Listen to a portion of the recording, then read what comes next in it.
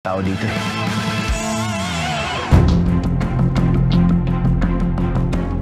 Kasado na ang plano ng grupo ni Tanggol na magpunta sa Quiapo para mamigay ng pera doon.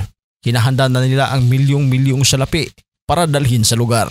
Medyo nagkalinlangan ng ang tropa ni Tanggol na ibibigay lang ang pera na kanilang pinaghirapan. Naitanong din ni Enteng kung ibibigay ba talaga lahat ng pera. Ngayong halos wala nang natitira sa kanila. Pero sabi ni Tanggol na kanila na itong napagkasunduan at sinabing kalahati ng kanilang kikitain dito ay ibibigay sa mga taong nangangailangan. Pabirong sabi pa ni Bulldog na sa sobrang kabaitan nila, makadederecho na sila sa langit. Saan pa ng isa na kahit politiko hindi kayang magbigay ng ganyang kalaking pera. Sabi naman ni Oweng na baka pwede na kalahati lang ang kanilang ibibigay dahil pinaghirapan nila ang perang ito. Dito muling sinabi ni Tanggol na napag-usapan na nga nila mga bagay na ito. Sabi pa ni Badona na hayaan na lang nila si Tanggol dahil higit pa sa perang ipamimigay nila ang kanilang kikitain. Nanghihinayang naman ang grupo dahil sobrang laki ng kanilang ibibigay na hindi pangkaraniwan. Nilinaw naman ni Tanggol na ibibigay lamang ito sa mga taong karapat-dapat.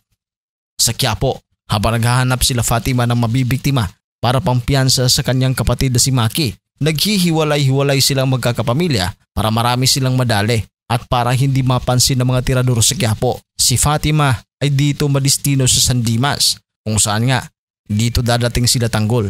Pagdating ni Tanggol, nagpatawag agad siya ng mga tao para mamigay ng pera.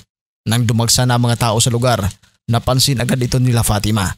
Kaya hinanap niya ang posibleng sasakyan ng taong nabigay ng pera para tirahin.